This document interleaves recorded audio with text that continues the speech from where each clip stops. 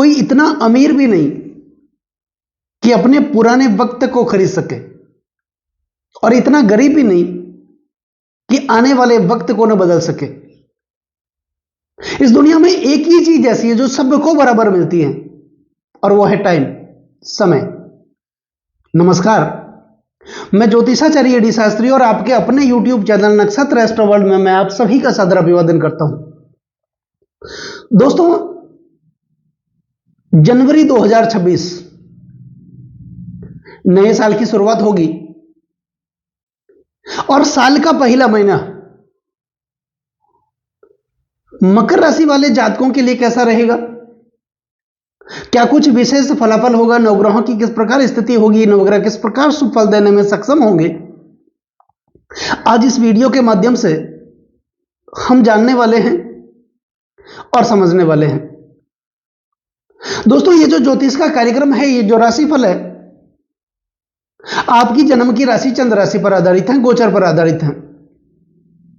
लेकिन आपको अपना लग्न पता है, आपके पास अपनी जन्म कुंडली बनी हुई, तो इस राशिफल को आप अपनी लग्न राशि के अनुसार भी देख सकते हैं।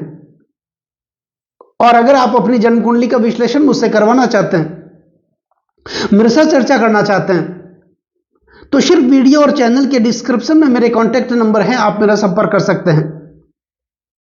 आने वाला महीना, साल का पहला महीना, विशेष करके आपके स्वास्थ्य के लिए, आपकी शिक्षा के लिए, प्रेम प्यार के लिए, वैवाहिक जीवन के लिए, और सबसे महत्वपूर्ण आपके भाग्य, करियर और बिजनेस के लिए कैसा रहेगा, इस वीडियो के माध्यम से आज हम ये जानने का प्रयास भी करेंगे। दोस्तों, सबसे महत्वपूर्ण तो बात यह है कि 4 ग्रह एक साथ विराजमान रहेंगे आपके द्वादश भाव में, और चतुर्सार योग भी बना रहे हैं। और उससे भी महत्वपूर्ण बात तो यह कि ये चारों ग्रह जनवरी 2026 में ही अपना राशि परिवर्तन करेंगे, और करके आपके लग्न भाव शनिदेव की राशि मकर राशि में और आपके पहले भाव में विराजमान होंगे। यह साल सूर्य का है 2026, और सूर्य हमारे प्राणों के स्रोत हैं। सूर्य जीवन दाता है, मान सम्मान पद प्रतिष्ठा के कारक माने जाते हैं, शासन प्रशासन के कारक माने जाते हैं, पदोन्नति और प्रमोशन के कारक भी माने जाते हैं। तो यह साल सूर्य का है, और सूर्य 14 जनवरी 2026 को अपना राशि परिवर्तन करेंगे। सूर्य हर महीने अपनी राशियां बदलते हैं। धनु राशि से निकल करके मकर राशि में और आपके लग्न भाव में विराजमान होंगे, और यहीं से मलमास की समाप्ति भी होगी।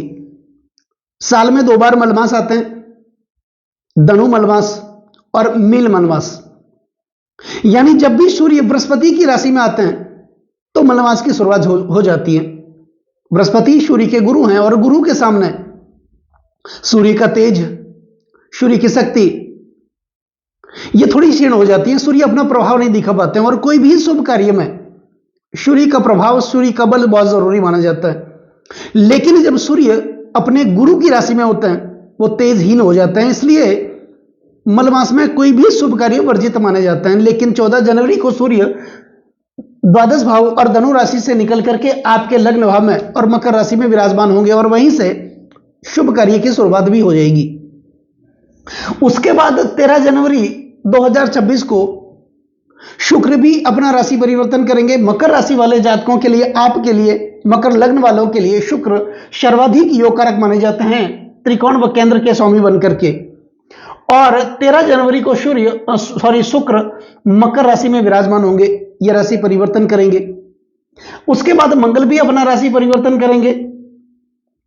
16 जनवरी को द्वादश भाव से निकल करके आपके लग्न भाव में और अपनी उच्च राशि मकर राशि में विराजमान होंगे, और उसके बाद बुध भी राशि परिवर्तन करेंगे इसी महीने जनवरी 2026 में। 17 जनवरी को बुध मकर राशि में विराजमान होंगे धनु राशि से निकल करके। तो यह रहेगी ग्रह गोचर की आपके लिए स्थिति। तो यह स्थिति 2026 और जनवरी, खास करके जनवरी महीने में मकर राशि वाले जातकों के लिए काफी महत्वपूर्ण रहने वाली हैं। अब बात करते हैं आपके स्वास्थ्य की। यह महीना आपके स्वास्थ्य की दृष्टि से अगर देखा जाए तो यह कैसा रहेगा? स्वास्थ्य का जो भाव बनता है वो बनता है लग्न भाव, और लग्नेश बनते हैं शनिदेव आपकी राशि के स्वामी। शनिदेव आपके तीसरे भाव में विराजमान है, अच्छी स्थिति है। मकर राशि वाले जातकों को 29 मार्च 2025 को ही शनि की साढ़े साथी खत्म हो चुकी थी और शनिदेव आपके तीसरे भाव में विराजमान हुए।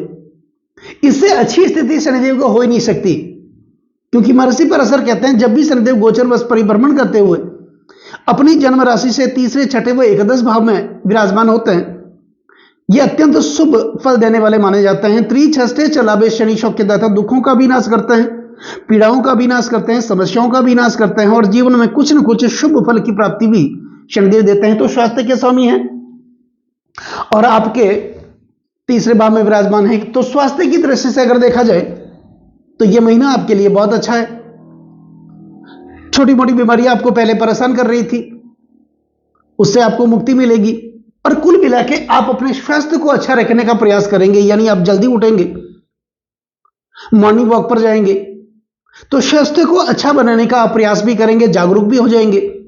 धर्म के प्रति, आध्यात्म के प्रति आपकी रुचि भी बढ़ेगी, धार्मिकता में आपकी रुचि बढ़ेगी, ईश्वर के प्रति विश्वास भी आपका बढ़ेगा, क्योंकि आपकी मेंटल स्टेट, मनोस्थिति आपकी अच्छी होगी। जब स्वास्थ्य अच्छा होता है तो मानसिक दिमाग पर इसका प्रभाव देखने को मिलता ही है। तो यह स्वास्थ्य की दृष्टि से शनिदेव की जनवरी 2026 में अच्छी स्थिति है। शनिदेव की तीसरी दृष्टि पंचम भाव पर है, तो आपकी संतान के लिए भी यह अच्छी स्थिति है। उनके स्वास्थ्य में भी जो परेशानियां पहले आ रही थी वो परेशानियां भी आपकी दूर होगी और शनिदेव इस समय अपनी मार्गीय अवस्था में भी चल रहे हैं। अब आपकी शिक्षा के लिए जनवरी 2026 कैसा रहेगा? दोस्तों, शिक्षा का जो भाव बनता है वो बनता है पंचम भाव और यहां पर पंचमेश बनते हैं शुक्र। शुक्र बैठे हैं आपके द्वादश भाव में। अगर देखा जाए तो द्वादश भाव में वैसे तो कोई भी ग्रह अच्छा फल नहीं देते हैं, लेकिन शुक्र एक ऐसे ग्रह हैं जो द्वादश भाव में भी अच्छा फल दे सकते हैं, क्योंकि द्वादश भाव होता है वो काम शक्ति का भाव माना जाता है। यह भाव सैन्य सुख का प्रतिनिधित्व करता है, पति पत्नी के सेक्सुअल रिलेशन को यह भाव दर्शाता है और शुक्र भोग के कारक माने जाते हैं, काम शक्ति के कारक माने जाते हैं, इसलिए द्वादश भाव में शुक्र की स्थिति अच्छी मानी जाती है। तो शिक्षा के लिए अगर देखा जाए, ज्ञान के लिए देखा जाए, प्रणय संबंधों के लिए अगर देखा जाए तो शुक्र द्वादश भाव में, ये शुक्र रहेंगे 13 जनवरी तक द्वादश भाव में। तो यहां भी स्थिति इतनी खराब नहीं है, लेकिन 13 जनवरी के बाद जब शुक्र मकर राशि में योग कारक बनके अपने प्रबल मित्र शनिदेव की राशि में आ जाएंगे, तो शिक्षा की दृष्टि से अगर देखा जाए, बुद्धि की दृष्टि से देखा जाए, आपके अंदर बौद्धिक कौशल्य का विकास देखने को मिलेगा। आपके बच्चों के लिए या फिर आप अगर पढ़ाई करते हैं तो आपके लिए विदेशों से संबंधित गतिविधियां भी बढ़ेगी। यानी आप अपने जन्म स्थान से दूसरे स्थान पर जाकर के कोई कोचिंग भी ज्वाइन करना चाहते हैं तो यह समय जनवरी 2026 का आपके लिए बहुत अच्छा रहेगा। मानसिक स्थिति आपकी अच्छी होगी, बुद्धि का विकास होगा, ज्ञान का विकास होगा, तो यह स्थिति आपके लिए रहेगी। अब बात करते हैं प्रेम प्यार की, तो यहां पर पंचम भाव ही प्रेम प्यार का बनता है और शुक्र प्रेम के कारक भी माने जाते हैं और योग कारक भी हैं। त्रिकोणेश यहां पर आपके 13 जनवरी तक द्वादश भाव में रहेंगे। हां, 13 जनवरी से पहले जब तक शुक्र आपके द्वादश भाव में रहेंगे, पति पत्नी के बीच भाषा की जो शालीनता है, मर्यादा है, वो आप बना करके रखें। या फिर प्रेमी प्रेमिका है, प्रेम संबंधों में आप बंधे हुए हैं, सोच समझ करके अपनी भाषा का प्रयोग करें। शक की अगर प्रवृत्ति है तो आप छोड़ दें, क्योंकि किसी के ऊपर वॉच रखना, और ये शुक्र ऐसा करवाएंगे 13 जनवरी से पहले, शक की प्रवृत्ति भी पैदा करवाएंगे और यही अलगाव का एक सबसे बड़ा कारण बनता है। तो इस बात का आपको ध्यान रखना है 13 जनवरी तक। और 13 जनवरी के बाद शुक्र की जब लग्न भाव में मकर राशि में आ जाएंगे, त्रिकोण के स्वामी केंद्र में आ जाएंगे, तो केंद्र त्रिकोण का यहां पर कनेक्शन भी बनेगा। तो यह स्थिति आपके लिए बहुत अच्छी होगी 13 जनवरी के बाद, आपके स्वास्थ्य के लिए, प्रेम प्यार के लिए, प्रणय संबंधों के लिए। और अगर आपकी सगाई नहीं हो रही तो वो सगाई भी होगी, शादी नहीं हो रही तो शादी भी होगी, शादी के प्रबल योग भी बनेंगे। दूसरा, जो लोग प्रेम प्यार में बंधे हुए हैं वो प्रेम शादी में भी बदलेगा। तो यह स्थिति रहेगी आपके लिए। अब बात करते हैं आपके वैवाहिक जीवन की।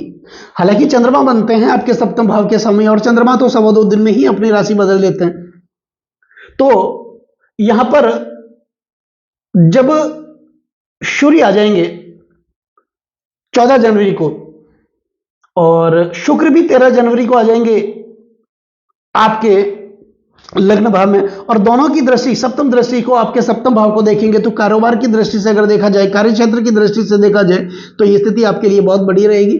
और जब 13 जनवरी को शुक्र आ जाएंगे मकर राशि में योग कारक बनके और सप्तम दृष्टि से आपके सप्तम भाव को देखेंगे, तो पति पत्नी के संबंध अच्छे होंगे, भागीदार के संबंध आपके अच्छे होंगे, पार्टनर के साथ अच्छा संबंध स्थापित होगा और कोई नया आप काम भी कर सकते हैं। सप्तम भाव दशम से दशम होने के कारण आपके कार्य क्षेत्र का भाव है, तो कार्य क्षेत्र में रोजगार की प्राप्ति भी होगी, इनकम की प्राप्ति भी होगी, आय के नए नए संसाधन आपके लिए विकसित भी होंगे। अब सबसे महत्वपूर्ण बात करते हैं भाग्य, करियर और बिजनेस की, तो आपके लिए भाग्यस बनते हैं बुध, और बुध 17 जनवरी तक आपके द्वादश भाव में रहेंगे, तो खर्चे बनाएंगे ही, लेकिन वो खर्चे अच्छे कार्यों में होंगे। आप प्रॉपर्टी भी खरीद सकते हैं, लेकिन प्रॉपर्टी खरीदते समय थोड़ी सी सावधानी आपको रखनी है, क्योंकि यहां पर आपके साथ धोखा भी हो सकता है, प्रॉपर्टी में आपके पैसे फंस भी सकते हैं। और यह रहेगा 17 जनवरी तक, क्योंकि भाग्य द्वादश भाव में रहेंगे। 17 जनवरी के बाद बुध जब आपके केंद्र भाव में आ जाएंगे, लग्न भाव में आ जाएंगे, तो भाग्य मतलब त्रिकोण भाव के स्वामी केंद्र भाव में आ जाएंगे बुध, तो यहां पर अच्छी स्थिति होगी। जो पैसे आपके फंसे हुए थे वो भी पैसे आपके वापस मिलेंगे, तो ये स्थिति है। अब करियर की दृष्टि से देखा जाए तो मंगल आपके एकादश है, और मंगल 16 जनवरी तक आपके द्वादश भाव में रहेंगे, तो 16 जनवरी से पहले थोड़ा सा ध्यान रखने की जरूरत होगी आपके लिए। आपके अंदर उग्रता भी आ सकती है, क्योंकि मंगल रज के कारक है, अग्नि प्रदान ग्रह। मंगल की अच्छी स्थिति काम शक्ति को बढ़ाती है और खराब स्थिति काम शक्ति को खत्म कर डालती है, तो एक सुखी दाम्पत्य जीवन के लिए पति और पत्नी के बीच संतुलित काम शक्ति का होना जरूरी माना जाता है, तभी दाम्पत्य जीवन चलता है। तो पति पत्नी के संबंधों में थोड़ा सा ध्यान रखने की जरूरत होगी। कब तक? 16 जनवरी तक। 16 जनवरी के बाद यह स्थिति आपके लिए अच्छी होगी, क्योंकि मंगल आपके लग्न भाव में और अपनी उच्च राशि मकर राशि में आ जाएंगे। सॉरी, करियर की मैं बात कर रहा था, तो 10वें शुक्र बनते हैं, और शुक्र ये रहेंगे आपके 13 जनवरी तक द्वादश भाव में, और 13 जनवरी के बाद ये आपके लग्न भाव में आ जाएंगे, तो कार्य क्षेत्र में प्रगति देखने को मिलेगी। अब बिजनेस की जो बात करें, तो बिजनेस के स्वामी बनते हैं मंगल।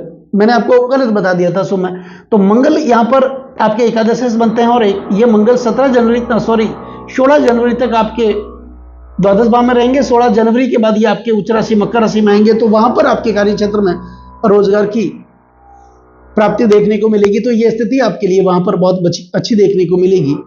तो यह रहेगी स्थिति मकर राशि मकर लग्न वाले जातकों के लिए जनवरी 2026 में। अब बात करते हैं कुछ उपायों की, तो उपाय में शनि से संबंधित उपाय करें, क्योंकि आपकी राशि के स्वामी है, लग्न के स्वामी है। शनि के पौराणिक मंत्रों का, शनि के बीज मंत्रों का उच्चारण करते रहें। शनिवार के दिन छाया पात्र करें, पीपल के वृक्ष के पास आप जाएं, मिट्टी का दीपक और सरसों का तेल ले जाकर के वहां मिट्टी के दीपक में सरसों का तेल डाल करके अपना मुख जरूर देखें और वहां पर रख करके आ जाएं, और रखने के बाद जब आप वापस निकलते हैं तो 21 कदम तक पीछे मुड़ के आपको वापस नहीं देखना है, बस ये बात आपको करनी है। तो दोस्तों नमस्कार।